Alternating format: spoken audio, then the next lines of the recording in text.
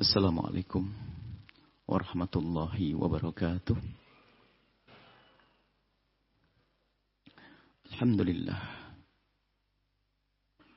Nahmaduhu subhanahu wa ta'ala hamdan. Yuwafi ni'amahu wa yukafi'u mazidah.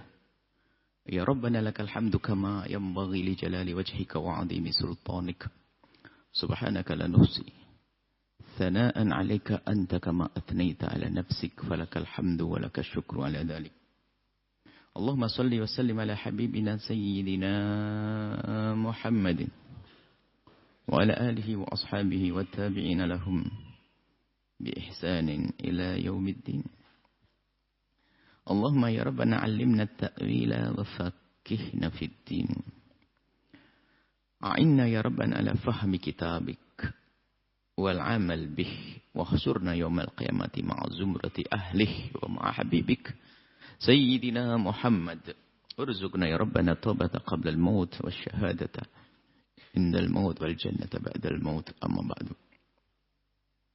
Yang sangat kami cintai, kami muliakan para perindu ridha Allah, pecinta Al-Quran, pecinta baginda Nabi Muhammad sallallahu alaihi wasallam. Alhamdulillah, puji syukur kepada Allah atas segala karunia yang Allah berikan kepada kita. Di antaranya adalah kesempatan kita untuk mentadabburi firman-firman Allah yang kita masih di surat An-Nahl dan kita sudah sampai ke ayat yang ke-93. A'udzubillahi minasyaitonirrajim. Bismillahirrahmanirrahim. Walau sya'allahu laja'alakum ummatan wahidah. Walakin yudhillu man yasha' wa yahdi man yasha'. Wa la tus'alunna 'amma kuntum ta'malun. Kalau Allah menghendaki, niscaya Allah akan menjadikan kalian umat yang satu. Enggak ada yang berselisih faham, enggak ada yang bertentangan faham, enggak akan ada yang bertikai. Kalau Allah menghendaki itu semuanya. Akan tetapi, begitulah apa yang Allah berlakukan kepada hambanya. Walakin, akan tapi, Allah dengan kuasanya yang mutlak. Apa yang Allah perbuat tidak boleh kita bertanya. Kita makhluk, Allah adalah khalik. Allah yudillu man yasha. Allah akan menyesatkan atau hamba-hamba yang Allah kehendaki. Tidak diberi petunjuk. Wa yahdi man yasha, dan Allah memberikan petunjuk kepada hamba-hamba yang Allah kehendaki. Ini dihadirkan, diungkapkan, disebutkan di dalam Al-Quran. Dan mungkin orang bertanya, sebelum bertanya disampaikan. Mungkin ada orang bertanya, kenapa kok dibikin orang berbeda-beda? Kenapa tidak satu model aja biar nggak perang kita? Mungkin ada orang bertanya itu. Tidak usah bertanya, sudah disampaikan oleh Al-Quran. Kalau Allah menghendaki ini, saya akan dibuat satu kaum, satu ummah yang satu sehingga tidak saling berselisih faham. Dan hal ini enggak pantas ditanyakan seorang hamba. Jawabannya adalah di pungkasan ayat. Walatus alunna, kamu yang akan ditanya tentang apa yang kau perbuat. Jangan bertanyakan apa yang Allah berbuat. Walatus alunna amma kuntum ta'malun. Engkau sungguh akan ditanya tentang apa yang kalian perbuat. Masalah berbeda-beda apa yang Allah ciptakan, suka-suka. Allah, kita tidak pantas untuk mempermasalahkan, mempertanyakan. Kita tidak mengerti. Di balik sesuatu yang tidak baik di mata kita, ternyata mengundang kebaikan untuk kita juga. Allah menciptakan di semesta ini beraneka ragam. Warna pun berwarna-warni. Kenapa tidak dibuat putih semuanya? Tidak ada yang pernah bertanya seperti itu.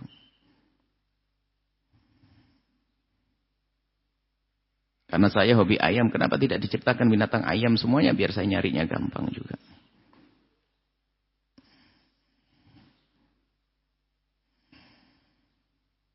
Dan seterusnya. Sementara dalam diri kita pun ada Allah ciptakan berbeda-beda. Urusan rambut saja. Antara rambut kepala dengan rambut alis beda. Rambut alis nggak panjang-panjang, rambut kepala panjang. Antara gigi dengan kuku pun berbeda-beda. Coba kuku berubah jadi cara hidupnya kuku.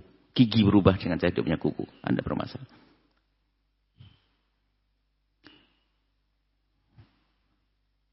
Jika yang bertanya adalah seorang dokter. Kalau Anda bertanya tentang ini, sebenarnya Anda menghentikan rezeki Anda. Kenapa so Anda bikin orang yang kafir, orang ini dan sebagainya? Katakan kepada dokter tersebut. Dengan pertanyaan, kenapa juga Allah membuat orang sakit? Dia akan jawab, kalau tidak orang sakit, saya tidak laku. Semua Allah ciptakan ini untuk kesempurnaan. Seolah-olah ada kekurangan, tapi untuk kesempurnaan. Anda yang kaya raya, Anda akan susah capek kalau Allah tidak ciptakan si fakir di kiri kanan kita.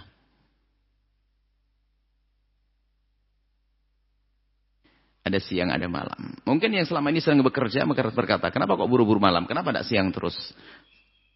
Sementara malam sendiri adalah jatah untuk kita hidup tenang. Dan seterusnya. Begitulah Allah ciptakan warna-warni kehidupan. Dan juga umat ini bermacam-macam ini. Sudah Allah yang berbuat. Allah yang menciptakan, Allah yang menghadirkannya.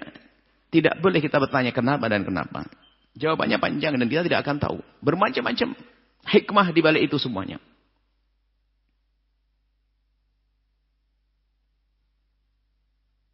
Sesuatu yang kita sebut pun sebenarnya tidak pantas. Tapi orang mencari sesuatu yang tidak pantas. Mohon maaf, buang air. Mana baiknya sebutan buang air? Air besar, air kecil. Tapi kalau ada orang nggak buang air, bingung dia. Buang kotoran. Bukan buang emas, bukan buang intan permata, bukan kotoran. Semua dari kita. Yang ganteng, yang cantik, tua muda. Anak-anak, bapak-bapak, kakek-kakek, semuanya sama. Raja-raja pun juga sama seperti itu. Nah inilah mari kita merenung bahasanya. Jangan bertanya tentang, ya Allah kenapa kau ciptakan itu.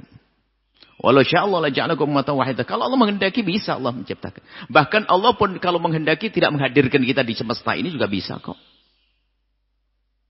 Jangan bertanya tentang apa yang Allah berbuat. Berpikirlah engkau. Tentang perbuatanmu. Karena apa yang kau perbuat akan dipertanyakan nanti. Ini. Ada kekurangan ajaran seorang hamba. Usil tentang apa yang Allah perlakukan kepada hambanya. Sementara dia adalah hamba makhluk yang diciptakan. Enggak boleh bertanya. Yang jelas apa yang Allah berlakukan kepada hambanya adalah sesuai dengan kehendak Allah dan yang Allah inginkan. Dan atas kuasa Allah. Kalau Allah sudah menghendaki sesuatu terjadi akan terjadi. Bagi Allah di semuanya sama makhluk. Enggak ada perbedaan. Makhluk semuanya. Semua ini makhluk. Manusia, kucing, cacing. Semuanya sama. Makhluk. Benda mati, benda hidup makhluk. Di hadapan Allah sama. Tidak ada beda. Semuanya makhluk. Kalau Allah hancurkan sewaktu itu, enggak ada yang boleh bertanya. Kenapa Allah hancurkan orang ini? Kenapa kau diberi sakit? Tidak ada. Allah. Suka-suka Allah yang menciptakannya dan Allah yang menjaganya dan juga Allah yang menghancurkan yang milik Allah kok. Seperti itu. Ini keimanan. Keimanan. Maka ujung ayat ini yang harus jadi bahan renungan untuk diri kita bahwasanya wala tus'alunna amma kuntum ta'malun, kamu yang akan ditanya. Jangan kau bertanya tentang apa yang Allah berbuat, tapi ingat semua yang kau lakukan akan ditanya, bukan apa yang Allah lakukan ditanyakan. Apa yang kita lakukan dalam sehari ini, dalam seminggu ini.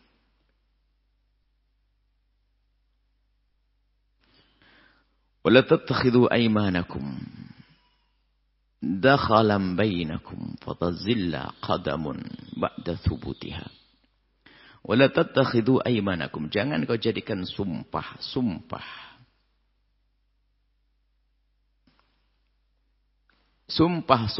kalian yang selama ini kalian lakukan. Jangan kau jadikan itu adalah dakhalan. Sebelumnya ada kalimat ini, dakhalan itu sesuatu yang dari luar yang bukan bagiannya. Yang menjadikan sesuatu itu menjadi tidak indah. Dakhalan. Sesuatu dari luar masuk ke dalam.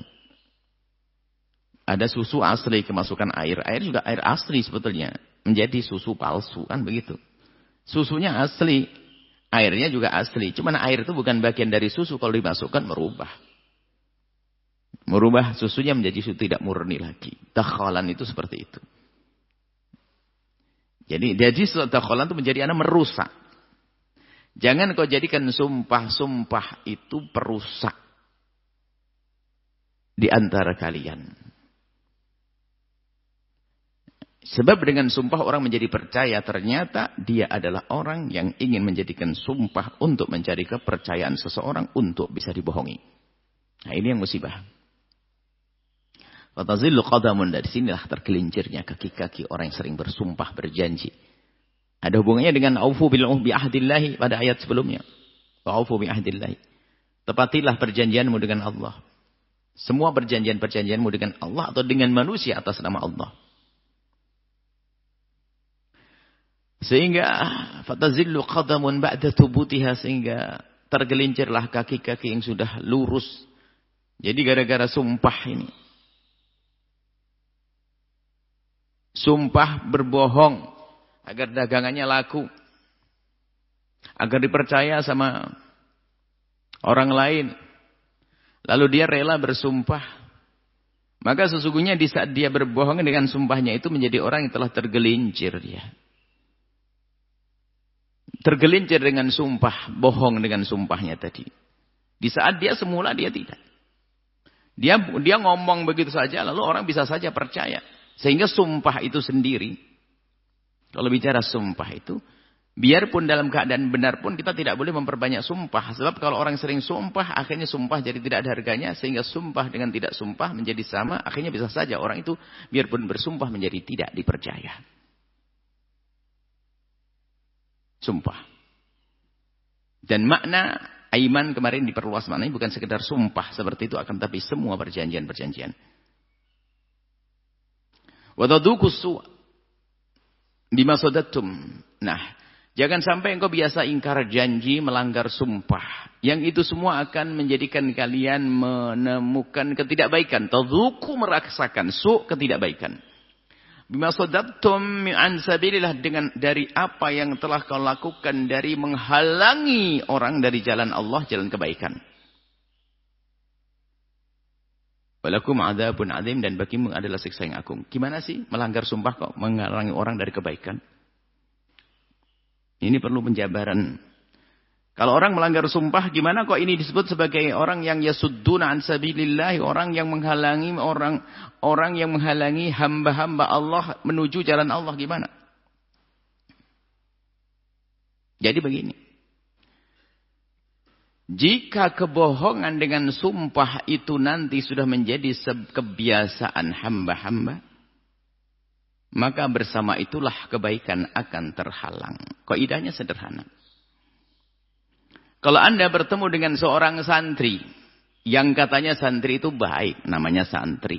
Saya contoh santri kan ya, dalam berbicaranya lembut, baik, seolah-olah jujur, bahkan ditambah dengan sumpah.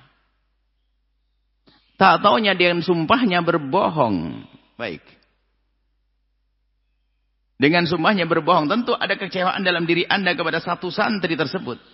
Kemudian di saat Anda ingin melakukan kebaikan yang dibaringkan dengan sumpah, ketemu dengan santri yang lainnya, Anda mikir, jangan-jangan dia sama kayak dia. Maka orang pertama melakukan kebohongan ini menjadikan orang nggak mau berbuat baik gara-gara dia. Itu loh sebetulnya. Ini jangan-jangan sama santri lagi. Waduh, santri. Ibaratnya saya contoh santri karena di sini pondok. Sama. Anda seorang muslim, tak taunya apa perilakunya, perilaku ingkar janji. Coba. Kita berinteraksi dengan orang Nasrani, orang Yahudi, orang apa. Tak taunya muslim tapi pembohong. Apa kata mereka? Mau masuk Islam. Nah, enggak, ini muslim bohong nih. Ya sudduna an sabilillah. Berarti dengan perilaku orang muslim yang ingkar janji yang tidak benar itu menjadikan orang lain terhalang untuk menuju jalan Allah. Itu maknanya. Akibatnya keluar sana, bukan di dalam dirinya saja. Orang jadi gak percaya, Islam Allah, Islam sumpah-sumpah, ada biasa sumpah dia. Orang muslim akhirnya direndahkan. Makanya kita harus benar-benar aufu bil uhud, itu benar-benar. Kalau seorang muslim serius dong dengan Islamnya. Tidak boleh berdosa, tidak boleh ini. Sebab apa? Kalau kita melanggar janji-janji kita dengan agama kita, akan dipandang oleh orang di luar sana bahwasanya Islam itu seperti itu. Karena kita dianggap mewakili Islam, padahal tidak seperti itu. Cuman kan orang paham kan begitu. Paham satahi, paham gerambiangannya kan begitu. Sama aja. Tapi begitu sebaliknya. Seorang muslim yang jujur. Seperti yang dilakukan oleh dulu para juru-juru dakwah. Dalam dagang jujur, dalam dagang ini. Cukup dengan kejujuran perilaku, dalam berjanji serius. Orang di luar Islam itu kagum. Apa yang menjadikan kamu seperti itu? Dia menjawab, agamaku yang menyuruhku. Agamamu apa? Islam. Gimana agama Islam? Masuk Islam sejawa. Coba kalau muncul orang mendusta. Masuk satu kampung, satu muslim mendusta. Akhirnya, ini orang Islam ya? Begitu jadi. Makanya orang yang biasa melanggar janji, melanggar sumpah tadi itu menjadikan orang lain nggak percaya, itu namanya. Akhirnya masyarakat semua itu merasakan ketidakbaikan. Sehingga orang saling tidak percaya. Maka itulah tadukus su'a. Bima sodattum an sabilillahi. Kamu akan merasakan kepahitan dalam hidup ini. Karena apa? Ada orang-orang yang menghalangi untuk menuju kepada Allah. Apa yang menghalangi? Itu perilaku tidak baik. Menjadikan orang suudzon kepada semuanya. Perilaku. Dan lebih dari walakum adzabun adim. Ingat di hadapan Allah ini ada siksa yang sangat pedih. Wala tashtaru bi ahdillahi thamanan qalila. Jangan kau tukar. Ishtaru itu menukar. Kalau jual beli kan tukar menukar. Menjual, membeli miliknya sendiri itu enggak ada. Membeli itu mesti milik orang lain.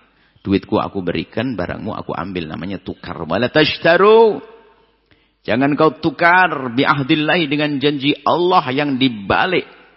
Ketulusan, keseriusan, kejujuran kita dalam memenuhi janji adalah pahala besar. Jangan kau tukar itu semuanya. Thamanan qalila. Sesuatu yang sangat sedikit, yaitu apa? Harapan-harapan mendapatkan dunia. Sebab orang akan keluar dari janjinya itu adalah karena dia telah dibayang-bayangi satu keuntungan yang semu. Sepertinya akan ada keberuntungan di balik kebohongannya. Maka dia berbohong. Kalau tidak ada bayang-bayang itu, nggak akan dia berbohong dan ingkar janji. Jadi orang ingkar janji itu karena ada bayang-bayang yang semu, yang membayanginya, bahwasanya itu adalah sebuah keberuntungan. Kalau tidak ada itu, nggak akan orang. Jadi kapan orang berbohong ingkar janji? Karena di balik ingkar janji ada maslahat menurut dia. Padahal kemaslahatan yang ia duga itu adalah kebohongan. Bahkan bukan maslahat. Itu adalah suatu yang bahaya. Dan kalaupun ada maslahatnya adalah galil, sedikit. Thamanan qalila. Innama indallahi wa khairul lakum, dan apa yang ada pada Allah lebih bagus untukmu. In kuntum ta'lamun, jika kalian sadar, kalian mengerti. Kita sambungkan ayatnya baru kita jelaskan. Wa ma indakum yanfad wa ma indallahi baq. Yang ada padamu itu akan hilang, yang dari Allah akan abadi. Jadi gini kisahnya. Untuk menguji kecerdasan seorang hamba. Kalau suruh memilih, banyak tapi bakal cepat habis. Sama yang sedikit tapi awet. Pilih mana orang cerdas? Abadi kan begitu. Itu loh. Banyak tapi cepat habis. Tapi sedikit awet abadi.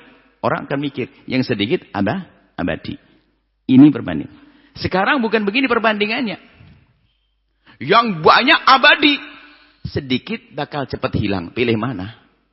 Tentu, kalau sampai memilih yang sedikit cepat hilang, berarti gila dia. Makanya, yang menjual, yang menukar sumpah. Padahal kalau dia memenuhi sumpahnya, maka akan dapat pahala gede yang abadi di hadapan Allah. Ditukar dengan dunia. Yang sedikit bakal hilang juga, maka bodoh di atas kebodohan. Dan begitu. Wa indallahi baq. Sementara yang dari Allah abadi, kenikmatan selamanya di surga. Mau ditukar dengan Mau jual baju saja harus bersumpah untuk menambah harganya. Demi Allah belanjanya begini. Wah, acuh nih. Hanya mendapatkan 5.000 rupiah tambahan. Dia harus bersumpah menjual nama Allah. Sementara di hadapan Allah yang dari Allah khairul lebih bagus. Jadi ada kebodohan di atas kebodohan kalau orang melanggar sumpah tadi. Sedikit sudah tidak baik lagi. Sedikit yang di Allah kan khair. Yang menurut Allah yang ada pada Allah apa? Lebih banyak. Abadi lebih bagus. Mau ditukar dengan apa? Sedikit cepat hilang, enggak baik lagi. Begitu loh.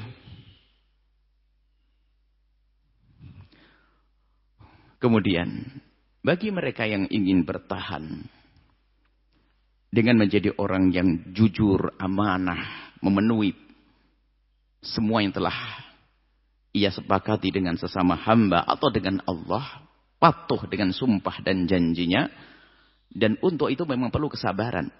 Kadang ada godaan-godaan, kita harus patuh dengan apa yang sudah kita sepakati, janji-janji kita, sumpah kita, perlu kesabaran di sini. Menjadi orang yang jujur ini perlu kesabaran. Tapi jangan khawatir, kan kita dengan Allah yang berfirman, "Walanajziyannal ladzina sabaru." Sungguh kami akan beri balasan mereka-mereka yang sabar untuk menepati janji dan sumpahnya. Ajrohum, pahala mereka, bi ahsani ma kanu ya'malun, dengan sesuatu yang lebih bagus dari apa yang telah mereka lakukan. Ada bonus plus, bukan sekedar kebaikan, tapi kebaikan di atas kebaikan. Nah, ilmu ini kan yang diajarkan untuk pribadi muslim. Yang sejati kan begitu. Kalau seandainya ilmu ini diterapkan, apa yang kurang dalam hidup ini? Kita tidak akan melanggar janji-janji dengan sesama. Orang begitu mudah melanggar janji. Biarpun kalimatnya sepele. Kita ingin di situ, tak tahu. Ini berlaku dalam, kalaupun kita harus membatalkan perjanjian, tentunya dengan kesepakatan. Kesepakatan yang serius dong. Bukan kesepakatan maksa. Boleh kan? Aku sudah enak, boleh. Maksa. Pokoknya enggak mau ya. Ya. Akhirnya enggak enak. Dan biasalah untuk jujur dan menepati janji-janji. Kalau Anda sekiranya tidak akan mampu, jangan berjanji.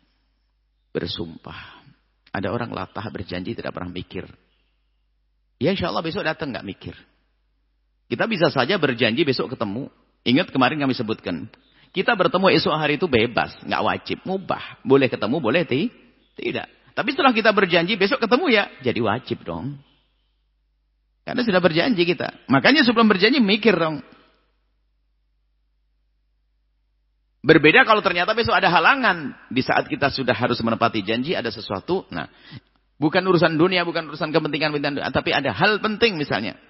Ibundanya datang atau yang lainnya. Tapi pun demikian harus menyampaikan dengan cara yang benar dan baik supaya orang tidak kecewa.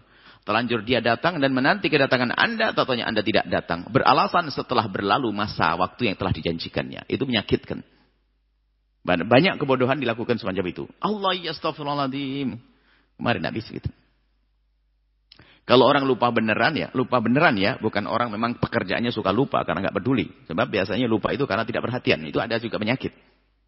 Ada orang bukan lupa, memang tidak perhatian. Kalau tidak lupa bukan dia, itu nasib. Ini ada model-model kalau tidak lupa bukan dia.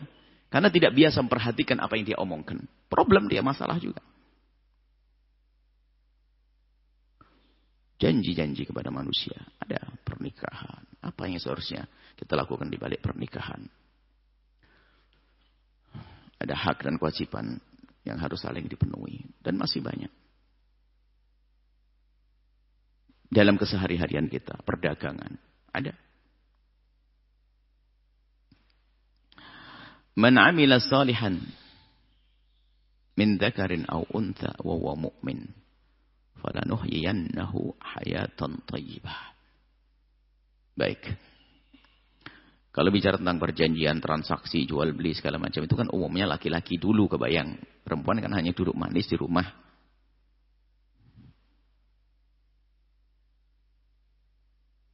Berdandan saja untuk suaminya, merawat anak. Jadi nggak usah lah ribut-ribut ke pasar, transaksi jual beli itu kan. Cuman kalau seandainya ada wanita-wanita ingin berbuat hal-hal yang semacam itu, gimana lo dia jujur dengan janjinya dalam transaksi jual beli dan sebagainya. Atau kebaikan-kebaikan yang lainnya, ini yang disebut kayak kaum laki-laki saja. Oh sama, perempuan pun juga mendapatkan pahala dengan kejujurannya. Man amila shalihan, barang siapa berbuat baik, bukan laki-laki saja. Min dzakarin, dari kaum pria, wa untha, wanita. Wa huwa mu'min dengan catatan ada iman di dalam hatinya. Ini adalah penyetaraan sudah. Dalam Islam itu nggak ada membedakan. Sehingga dalam Islam nggak perlu emansipasi. Emansipasi itu nggak perlu lagi. Makanya orang Islam jangan latah istilah dong. Emansipasi itu tidak terjadi dalam dunia Islam.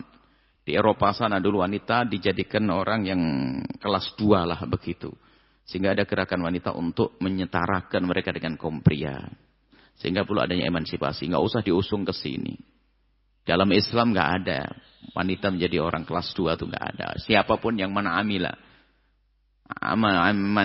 sholihan. Barang siapa berbuat baik ya dia bisa naik pangkat di hadapan Allah.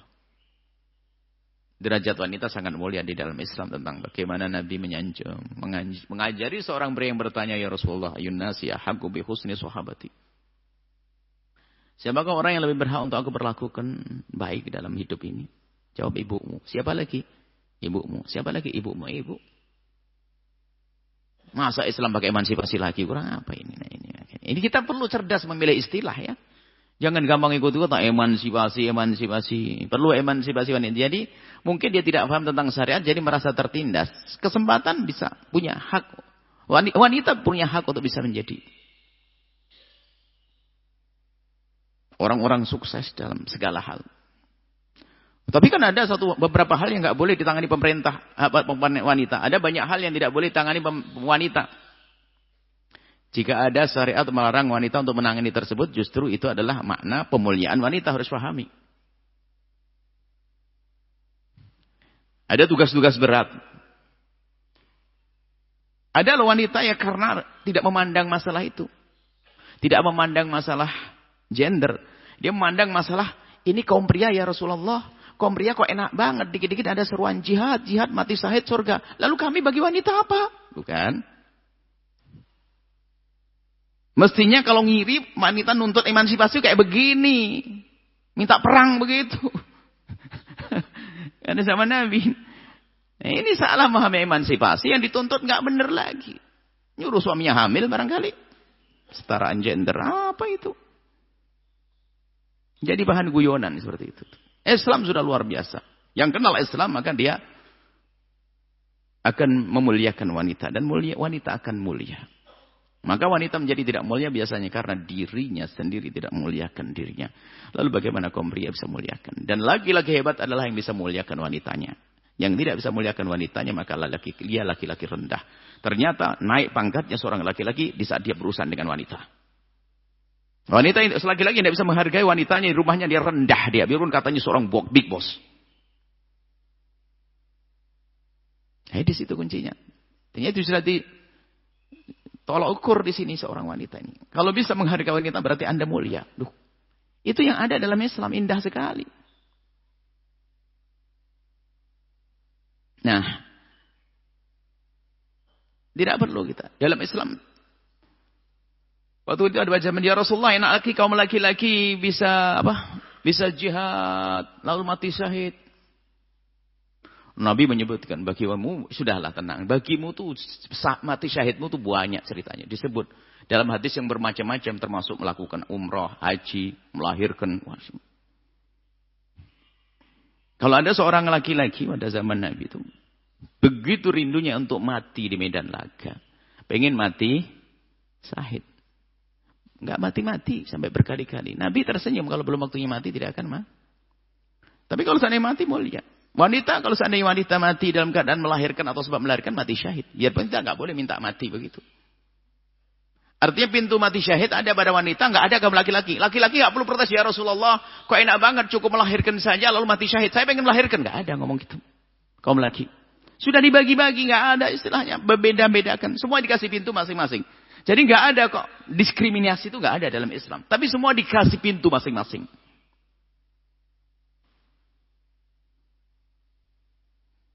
Sesuai dengan fisik wanita yang cenderung lembut, mungkin bahasa ada lembut, mudah letih, fisik lemah, maka Allah tidak bebani beban-beban yang berat. Nafkah pun dibandingkan pada seorang suami.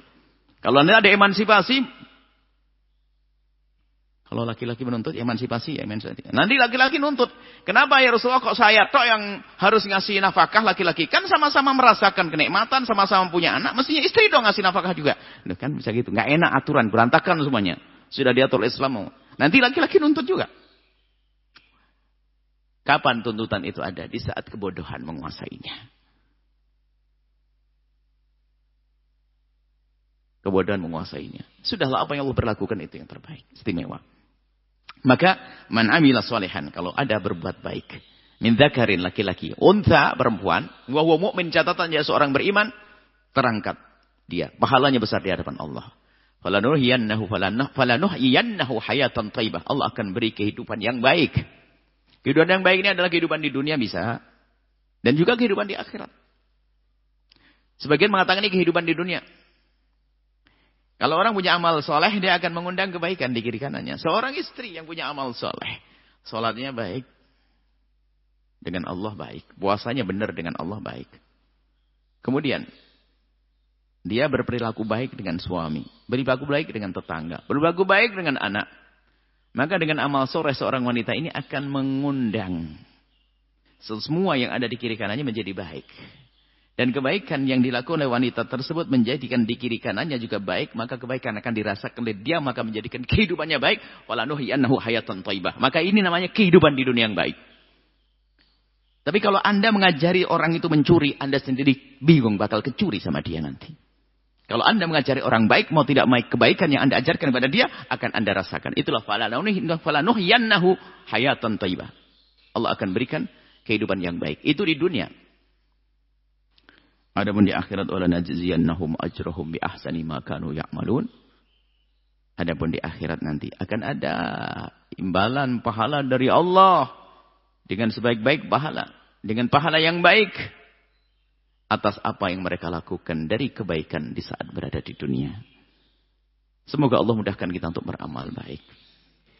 Allah memberikan ketulusan kepada kita dan beramal baik. Semoga Allah menjadikan kita hamba yang bisa memenuhi janji-janji kita, kesepakatan kita, tidak pernah ingkar janji, dan semoga Allah mengampuni kita semuanya. Wallahu a'lam bishawab.